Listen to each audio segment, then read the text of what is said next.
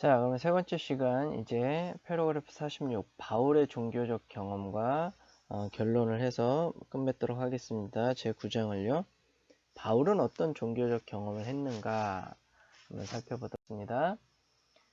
바울이 갖고 있는 기독교에 대한 모든 이해와 실행은 자기 자신의 종교적인 경험에서 직접적으로 발생했다. 참 바울 특이한 믿음의 선배죠.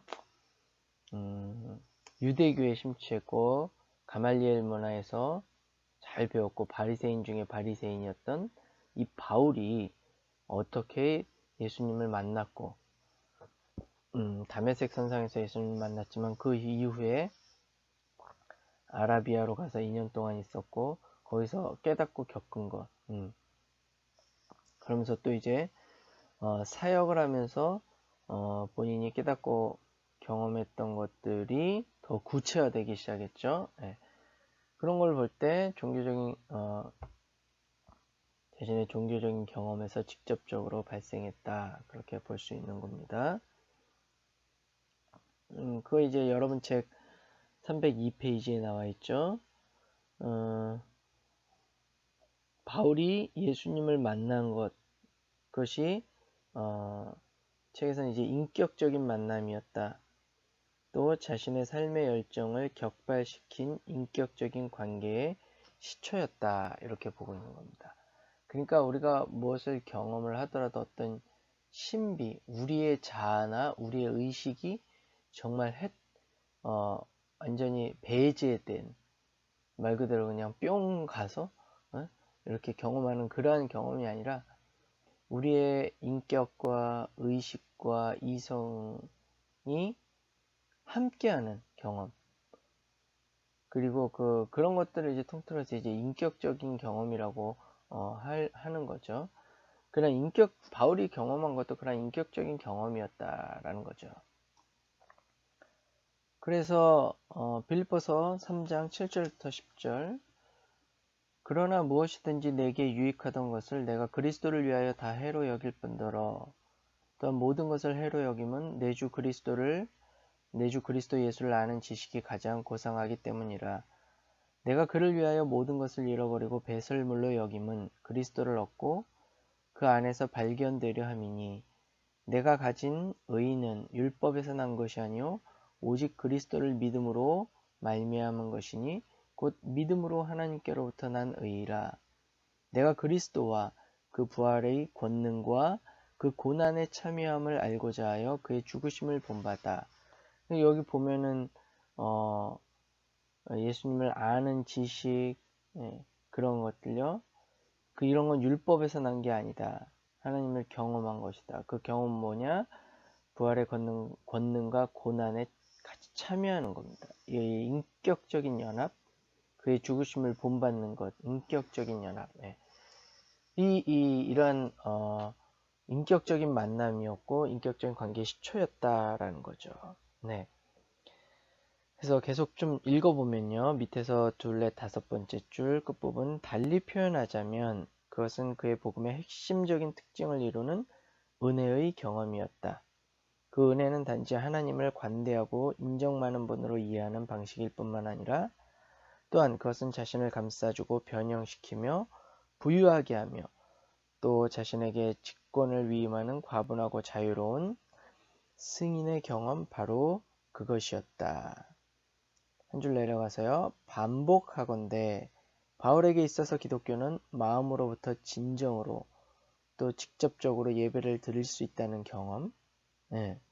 뭔가 제물을 잡아서 또 제사장을 통해서 이렇게 드리는 제사, 하나님께 드리는 경배가 아니라 마음에서부터 우러나오는 직접 드릴 수 있는 그러한 경배와 예배가 있구나. 바울은 이걸 경험한 겁니다. 기독교에서. 또 고난 한가운데 있어서 조차도 느끼는 사랑과 기쁨의 경험. 그러니까 기뻐하라 그러고요. 옥에 갇혀서도 기뻐하라고. 빌립보서에서도 기뻐하다라는 용어가 많이 나오죠. 그러한 없어도 매 맞아도 뭘 해도 뭐 물론 아프기도 하고 고통스럽기도 하지만 그러나 거기에 참 희한한 사랑과 기쁨을 경험할 수 있다라는 것. 그리고 결의론의 규례적 심성과 공포로부터 자유하는 경험. 이게 뭡니까? 율법, 어떤 관습, 종교 이런 것들이 자신을 얽매이는데 거기로부터 자유로운 겁니다. 그걸 안 지키면은 벌 받을 것 같고 그걸 안 지키니까 네가 이 모양이고 뭐 그걸 안 하니까 네가 잘 안 되는 거야. 뭐 이러한 어떤 선입견, 그다음에 편견, 때로는 종교적인 폭력, 도그마의 어떤 그 위협 이런 거로부터 자유한 겁니다. 왜냐? 정말 그 가운데 한가운데 있었던 게 바울이거든요. 바리새인 중에 바리새인이고 가말리엘 문화에서 배웠고 뭐 그래. 그런데 예수님을 만나고 그거를 경험한 겁니다. 이 자유의 영, 자유케 하는 영, 그걸 경험한 겁니다.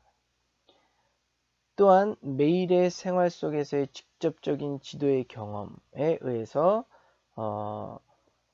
바울의 종교적 경험이 특징 지어졌다. 그래서 이 부분이 아주 중요하죠. 바울의 그 경험을 아주 요약해서 핵심적으로 얘기하고 있는 겁니다. 그래서 제가 지금 여기서 뭐 그 옆에 있는 성경 구절을 다 읽을 수는 없었지만 여러분 한번 찾아서 한번 읽어보세요. 네. 계속 읽으면요. 그는 그러한 경험을 오직 하나님의 영과 관련지었으며 또한 그 경험 속에서 새 계약은 발효되었고 종말 추수가 시작되었다는 사실을 인지했다. 그리고 그가 기독교인의 정수로 간주하는 것이 바로 성령의 경험이며 또 그의 독자들에게 기독교인으로서 그들의 삶의 출발을 회상하게 했을 때 언급한 사실은 바로 처음에 그러한 경험이었다. 한 줄 내려가서 요약하자면 바울 자신의 종교적 경험은 예수의 경우에 있어서와 같이 그의 직무와 메시지의 근본이었다는 사실이 뚜렷해졌다.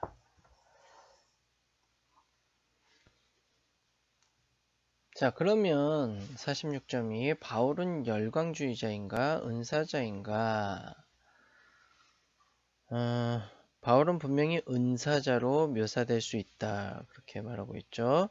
사실상 카리스마라는 단어가 전적으로 바울의 것이라고 해도 과언이 아닌 것은 그 말이 바울 이전에는 거의 나와 있지 않기 때문이다.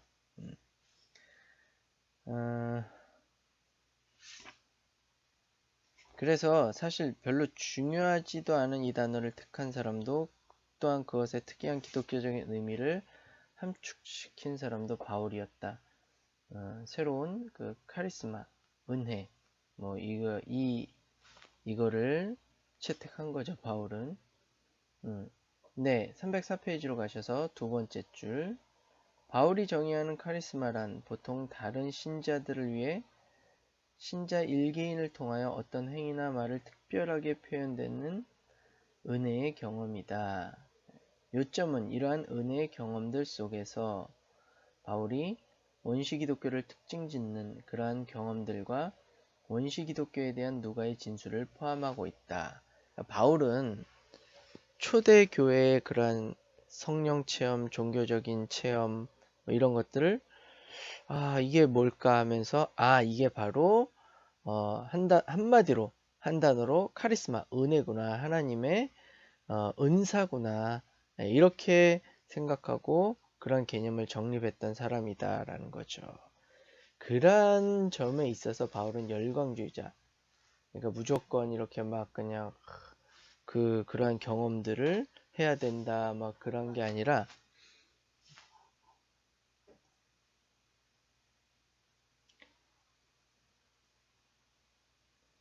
예. 그래서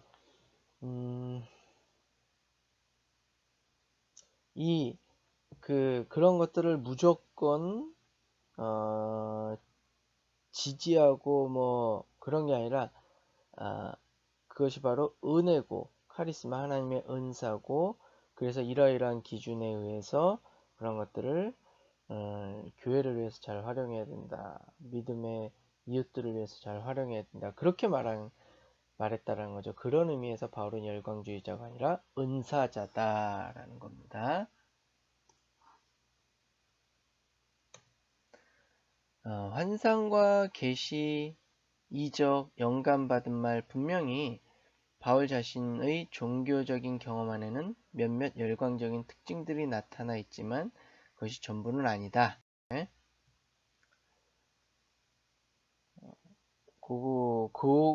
그 이야기가 이제 그 말이 304페이지에서부터 305페이지에 걸쳐서 나타나 있고요. 46.3 305페이지입니다. 바울은 또한 열광주의의 위험들을 상당히 심각하게 인식하고 있다. 네. 그래서 보시면 두 번째 좀 계속 한번 읽어볼게요. 종교적인 경험의 중요성에 관해서 바울은 어느 다른 신약 기자들보다 독보적인 위치에 있으면서도 그는 너무나 지나치게 종교적인 경험을 강조하는 기독교를 매우 엄히 경계한다. 네, 아까 얘기했듯이 그렇다라는 거죠. 네, 이것은 우리가 앞에서 잠시 주목했던 교회들 안에 나타난 열광주의자들에 대한 그의 태도에서 가장 분명하게 알려졌다. 비록 그가 그들이 강조하는 바를 여러 부문에서 공유했다 할지라도, 예를 들면 뭐 기독교인의 자유, 예언의 중요성 이런 걸 공유했다 할지라도 모든 경우에 있어서 그의 1차적인 관심은 열광주의의 범람을 경고하는 데 있었다. 네. 그래서 굉장히 바울이 고린도에서도 그렇고 다른 데서도 그렇고 이러한 그 분별하기 힘든 또 기준 없는 열광주의를 굉장히 경계했죠. 그 다음 단락, 특별히 그는 그의 교회들에게 종교적인 경험들의 요청들을 비판적으로 또 신중하게 다룰 것을 요망하면서 그 카리스마들의 순수성과 중요성을 검증할 수 있는 몇 가지 기준들을 제시하고 있다. 예. 이렇게 그 카리스마, 경험, 성령 체험, 뭐 은사 이런 것들이 정말 제대로 된 거냐, 어떻게 그런 것들을 믿음을 위해서 또 교회를 위해서 사용할 건가, 거기에 대한 기준들을 제시하고 있는데요. 그것들을 이제 대충 세 가지로 보면 그렇습니다. 첫 번째, 네, 예수의 전승들이라는 거예요. 기준들이 캐리그마적 전승들과 예수의 전승들. 여러분 책 305페이지 그 밑에 A번에 나와 있죠. 네, 까만 글씨로 캐리그마적 전승들과 예수 전승들. 그 다음에 맨 밑에서 두 번째 줄, 데살로니가 후서에서도 묵시적 열광주의의 범람을 기초 전승들의 호소함으로써 대응했다. 그래서 데살로니가 후서 2장 15절 한번 보세요. 그러므로 형제들아, 굳건하게 서서 말로나 우리의 편지로 가르침을 받은 전통을 지키라. 그죠? 우리 주 예수 그리스도와 우리를 사랑하시고 영원한 위로와 좋은 소망을 은혜로 주신 하나님 우리 아버지께서 너희 마음을 위로하시고 모든 선한 일과 말에 굳건하게 하시기를 원하노라. 뭐 이게 이제 그렇게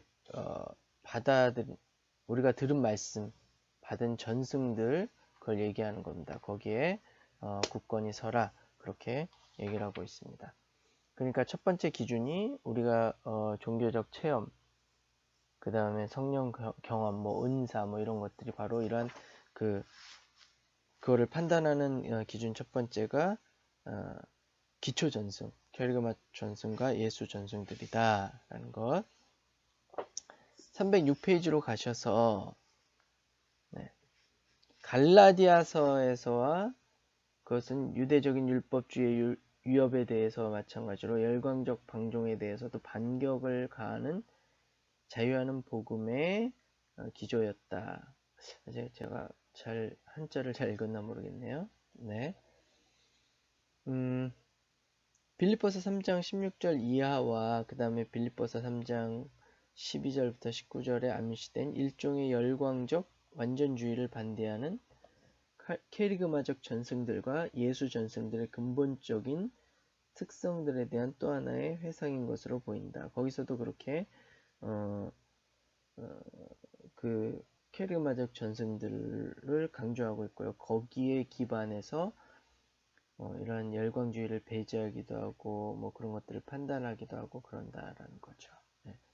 그래서 그 단락 까만 글씨 보세요. 단지 그러한 경험은 기초 전승들의 일치된 성령의 경험으로 인지되어야만 했다는 사실을 말할 수 있다. 그리스도의 영은 반드시 그리스도의 법과 일치해야 한다. 네. 고린도전서 9장 21절 보면 율법 없는 자에게는 내가 하나님께는 율법 없는 자가 아니요 도리어 그리스도의 율법 아래 이렇게 그리스도의 영이 그리스도의 법 아래 있다. 율법 아래에 있는 자이나 율법 없는 자와 같이 된 것은 율법 없는 자들을 얻고자 함이라 이렇게 얘기하고 있습니다. 자, 그 다음에 요거는 사랑 이거야 사랑. 또 하나의 기준은 사랑이다. 306페이지 B번 중간에 B번 또 하나의 기준은 사랑이다 라는 것. 그 사랑으로 어떤 그 은사나 또 체험 그런 것들을 판단하고 또 그런 것들을 어떻게 실행해 나갈 것인가 거기에 대한 기준이 된다라는 거죠. 사랑이. 자, 세 번째 줄 보시면 거기 특별히 예언과 방언과 지식의 은사에 대한 열정은 질투와 오만, 분노와 유사한 종류의 죄악을 유발시켰다는 암시가 엿보인다. 아무리 탁월한 은사들이 행사된다 할지라도 사랑의 특성을 나타내지 않는다면 바울은 그것들을 전혀 무가치한 것으로 판단한다. 똑같은 기준으로 그는 고린도전서 2장 3절부터 8절, 3절 8절에서 모든 엘리트 의식을 거부한다. 네. 하나 둘 셋 네 줄 내려와서 바울의 견해에 있어서 신령한 자들은 성령을 받고 성령을 따라 행하는 자만이나 몰인정한 비판 혹은 시기심 따위에 빠지지 않는 자들이다. 그래서 저기 갈라디아서 거기 5장 25절부터 6장 3절 한번 보시면 만일 우리가 성령으로 살면 또한 성령으로 행할지니 헛된 영광을 구하여 서로 노엽게 하거나 서로 투기하지 말지니라. 형제들아 사람이 만일 무슨 범죄한 일이 드러나거든 신령한 너희는 온유한 심령으로 그러한 자를 바로잡고 너 자신을 살펴보아 너도 시험을 받을까 두려워하라. 너희가 짐을 서로 지라. 그리하여 그리스도의 법을 성취하라. 만일 누가 아무것도 되지 못하고 된 줄로 생각하면 스스로 속임이라. 그래서 사랑 굉장히 중요한 기준으로 제시하고 있습니다. 세 번째 기준은 뭐냐? 또 올라왔네요. 건덕. 이게 뭐냐? 오이코드메. 헬라어로 오이코드메인데 교회 덕을 세운다라는 것. 즉 여기선 공동체라 그랬는데요. 교회를 이롭게 하는 것입니다. 307페이지에 거기 나와 있죠. 그래서 307페이지 중간 부분 보면 모든 카리스마들은 다른 사람들의 유익을 위해서 라는 지시에 따라 규정되고 판별될 수밖에 없는 것이다. 네. 고린도전서 12장 7절 각 사람에게 성령을 나타내심은 유익하게 하려 하심이라. 그러니까 각 사람에게 어떤 성령의 은사를 주시고 성령의 체험을 주신 그런 것들은 모든 사람을 교회를 유익하게 하려 하심이라 그런 말씀이죠. 그러니까 교회의 덕을 세우고 다른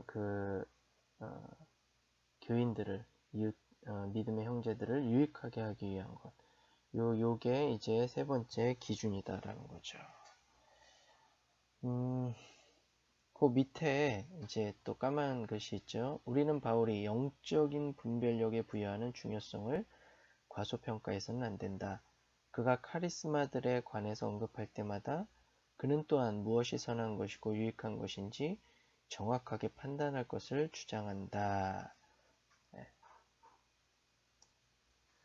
고린도전서 12장 14절부터 15절 보면요. 육에 속한 사람은 하나님의 성령의 일들을 받지 아니하나니 이는 그것들이 그에게는 어리석게 보이며 또 그는 그것들을 알 수도 없나니 그러한 일은 영적으로 분별되기 때문이라. 신령한 자는 모든 것을 판단하나 자기는 아무에게도 판단을 받지 아니하느니라. 이렇게 무엇이 선한 것이고 무엇이 유익한 것인지 정확히 판단해야 된다. 그렇게 얘기하고 있고요. 거기에 대한 기준으로 아까 얘기했듯이 예수님의 말씀, 전통, 그 다음에 사랑, 교회를 이롭게 하는 것, 건덕, 요거 세 가지를 바울이 제시하고 있다라는 겁니다. 그래서 다만 이제 바울이 308페이지에 가보세요. 맨 위에 줄 영감을 억누르지 말고 예언의 은사들을 멸시하지 말며 도리어 그것들 모두를 시험해서 좋은 것은 간직하고 어떤 종류든지 악한 것은 버리라. 이렇게 데살로니가전서 5장 19절에서부터 22절에서 말하고 있습니다. 그런 거 보면 바울이 참 균형 잡힌 사고를 하고 있어요. 건강한 신앙을 가지고 있다. 무조건 어떤 은사나 성령 체험이나 종교적인 체험을 거부하지도 않고 그것들을 판단하는 기준을 몇 가지 제시해 주면서 우리가 이것들을 지혜롭게 잘 판단해야 된다. 그래서 그것이 믿음의 형제들을 위해서, 교회를 위해서, 자신을 위해서 잘 말하자면 좀 활용될 수 있게끔, 쓰여질 수 있게끔 해야 된다라는 것. 그리고 또 바울이 균형 잡힌 사고를 하는 것 중에 하나가 이분법적 사고를 하지는 않습니다. 그러니까 뭐 우상의 제물에 있어서도 강한 자의 편을 들거나 약한 자의 편을 들거나 하지는 않아요. 과연 무엇이 서로를 위한 것이냐, 네? 한번 생각해보라. 그러면서 양쪽에 다 장단점이 있다. 이런 걸 얘기해주고 있고요. 그런 거 보면 이제 우리가 참 바울에 대해서 매력을 느낄 수 있는 거죠. 네. 물론 이제 바울이란 개인을 하나님이 들어서 쓰신 거고 또 성령을 통해서 그런 것들을 가르쳐 주신 거지만요. 46.4 바울이 열광주의에 대응하기 위해 제공하는 가장 근원적인 방해책은 그리스도 시금석이다. 뭐 이런 것들은 여러분이 한번 쭉 읽어보시면 되고요. 예. 다만 309페이지 두 번째 줄 한번 보세요. 바울에게 있어서 그리스도와의 합일은 최고의 절정에 도달한 영적인 흥분이나 무화경 또는 환상이나 계시 경험들 그리고 비상한 능력이나 대단한 영감에 의해서가 아니라 자기 중요의 사랑, 십자가에 의해서 보다 특징적으로 규명된다. 네, 이런 것들이 이제 바울의 특징이라고 할 수 있습니다. 나머지는 좀 여러분이 읽어보시면 되고요.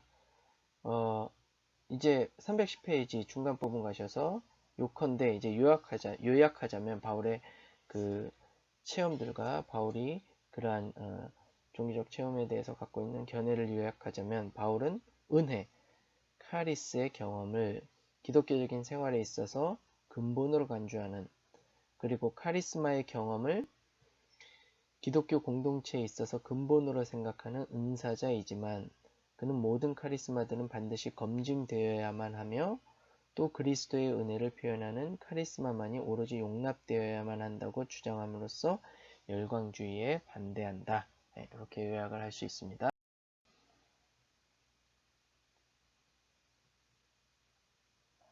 그러니까 요거 한번 보시면요. 그리스도와의 합일 경험, 영적인 흥분이나 무화경 환상이 아니라 자기 증여의 사랑, 십자가에 의해서 보다 특징적으로 규명된다. 바울의 종교적 체험이나 성령 체험은요. 바울에게 있어서 그리스도의 제자가 경험하는 종교적 경험의 독특성은 그리스도의 생명을 함께 나누는 것과 마찬가지로 그의 고난을 함께 나누는 경험이다. 우리가 이런 거 보통 싫어하잖아요. 그렇죠? 영광은 함께 누려도 고난은 함께 나누기 싫다. 여러분이 정말 누가 내 친구인가를 알 수 있으려면 여러분이 어려움에 처해 보면 됩니다. 정말로 힘들고 어려움에 처했을 때 나에게 연락이라도 한번 하고 나에게 위로의 말이라도 한번 하며 다만 작은 경제적인 도움이라도 주는 그러한 친구들. 뭐 그러한 친구가 진짜 친구죠. 내가 뭐 야 같이 식사하자, 같이 커피 마시자 이럴 때 흔쾌히 나오는 친구들은 누구나 다 나와요. 그러나 내가 좀 어려울 때 야 이걸 좀 도와줄 수 있니? 할 때 그래 내가 도와줄게 하고 자신의 시간과 힘을 어, 자신의 시간을 내고 또 그걸 도와주는 그러한 친구가 진짜 친구다라는 겁니다. 자, 그래서 그러면 이제 310페이지 패러그래프 47 분기로들 되어 있는데 이게 무슨 말이냐면 기타 신약 성경에서 말하는 성령 체험입니다. 한번 보시면 제2세대 기독교 그러니까 1세대 초대교회의 그 처음 믿음의 그 세대가 죽고 나서 2세대를 말하는 거예요. 그 기독교는 종교적 경험의 중요성과 열광주의에 대한 견해에 관해 뚜렷한 차이점을 보이고 있다는 겁니다. 마가를 보면 아까도 잠깐 언급했지만 마가는 예수의 이적 행사의 전승들과 고난받는 인자 기독론을 결합시킴으로써 균형을 이뤘다라는 겁니다. 예수님이 그러한 이적 행사, 종교적 체험, 뭐 여러 가지 신비적인 것을 했지만 정말 예수님의 메시아성은 고난받는 십자가에 있다. 그 아래에서 이런 예수님의 이적 행사와 종교적 체험과 성령 체험도 바르게 이해할 수 있다. 이걸 마가가 얘기하는 거예요. 그렇게 말함으로써 균형을 이루고 있다라는 것.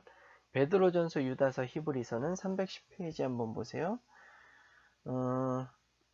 그 밑에서 둘, 넷, 여섯, 일곱 번째 줄부터 시작합니다. 바울과 같이 베드로전서도 신자가 그리스도의 이름을 위해서 고난을 받을 때, 즉 그리스도의 고난에 참여할 때 영광의 영이 가장 분명하게 임한다는 사실을 강조한다라는 거고요. 유다서는 어떠냐? 바울과 동일한 입장을 취하고 있는데 엘리티스트의 영성을 경고하면서도 성령으로 기도할 것을 요청한다. 히브리서는 하나님의 승인을 입증하는 것으로서 초기 선교의 이적들과 성령의 은사들을 떠올리고 있지만 곧바로 성령의 경험에 대해서 자신감을 갖고 있는 자들에게 그들은 아직도 약속의 땅과는 멀리 떨어져 있으며 어쩌면 그 땅에 이르지 못할지도 모른다는 사실을 상기시키고 있다. 예. 그 다음 패러그래프 마태도 바리새적 유대교와의 대결로부터 그는 분명히 신앙에 의존하는 이적을 격려하고 있지만 그러나 그는 의에 대한 올바른 표현은 카리스마적 사역을 통해서보다는 사랑을 통해서 해석된 율법이라는 사실을 주장한다. 누가는 아까 많이 봤죠? 그거 있으니까 짧게 한번 보자면 기독교의 기원에 관한 진술에 있어서 누가와는 여긴 아니네요. 죄송합니다. 마태는 누가는 대조적으로 그는 열광주의에 대해 별다른 관심을 보이지 않고 있다. 네. 그래서 잠깐만요. 마태 그렇고요. 그 다음에 그럼 이제 목회서신은 어떠냐? 47.2에 목회서신이 나와 있는데 목회서신에는 열정적인 종교적 경험에 대해서는 거의 아무것도 나타나 있지 않습니다. 이제 이때서부터 이제 굉장히 고착화되고 정형화되고 교리화되어져가는 기독교의 모습을 볼 수 있는 거죠. 이게 나쁘다가 아니라 거기에는 그만한 이유가 있다. 외부로부터의 어떤 도전, 이단으로부터의 도전, 또 어떤 신비주의 열정적인 비슷한 체험을 갖고 있는 이단으로부터의 도전이 있었기 때문에 기독교가 자신들이 믿는 것을 구체화할 수밖에 없었고 언어로 지정할 수밖에 없었고 그러한 종교적 체험들을 판단하기가 굉장히 쉽지 않기 때문에 거기에서 이제는 조금 지양하자, 멀리하자 그러한 모습으로 나타날 수밖에 없었다. 그런 거 이제 여러분이 책에서 읽을 수 있고요. 그렇게 생각하시면 됩니다. 목회서신에서는요. 그래서 목회서신은 제1세대의 종교적 경험들을 새로운 교리와 체계, 조직 안으로 흡수하려 했고 정리하여 언어화시키려고 했다. 이런 내용들이 312페이지에서부터 313페이지에 나와 있습니다. 한번 읽어보시면 되고요. 요한문서는 어떠냐? 47.3이죠. 요한문서는 종교적인 경험에 대해 매우 적극적인 입장에 섰다. 다른 한편으로는 종교적 경험이 예수의 말씀과 전승을 부적절한 것으로 만들지 않을까 하는 염려를 동시에 반영하고 있다. 그러니까 신약성서에서 목회서신 빼고는 다들 이러한 그 성령의 체험, 종교적인 신비의 체험, 뭐 방언, 성령 이런 것들을 인정하면서도 경계하는 모습, 또 인정하면서도 판단하고 잘 활용해야 된다는 어떤 그 교훈들을 다 내포하고 있다라는 거죠. 특별히 요한의 개인주의 신앙은 바울의 카리스마적 공동체의 상호 의존이 결여되어 있고요. 결과적으로 종교적 경험에 대한 영적 분별이 조금 결여되어 있다. 그게 이제 요한문서의 특성이라고 할 수 있습니다. 요한은 경건주의에 영성주한다.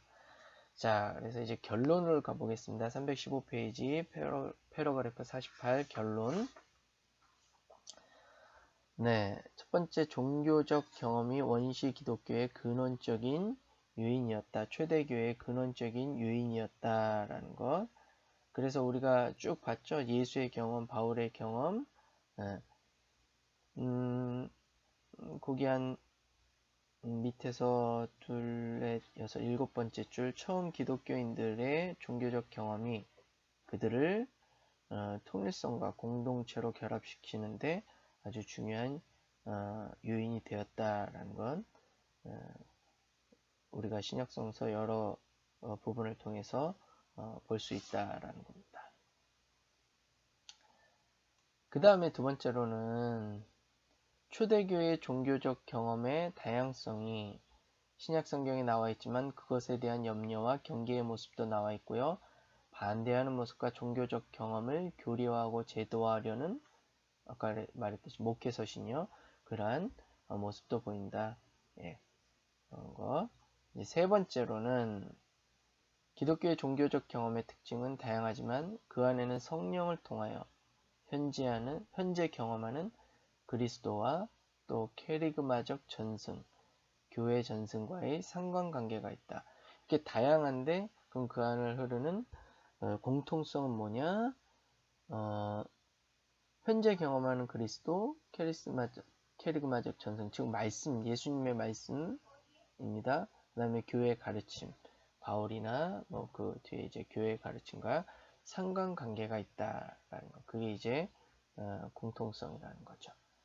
자, 이렇게 제9장 성령과 경험에 대해서 초대교회의 성령의 체험, 은사 체험, 그 다음에 종교적인 체험들에 대해서 신약성서가 어떻게 얘기하고 있는가, 그 다양성은 무엇이었고 통일성은 무엇이었는가를 살펴보았습니다.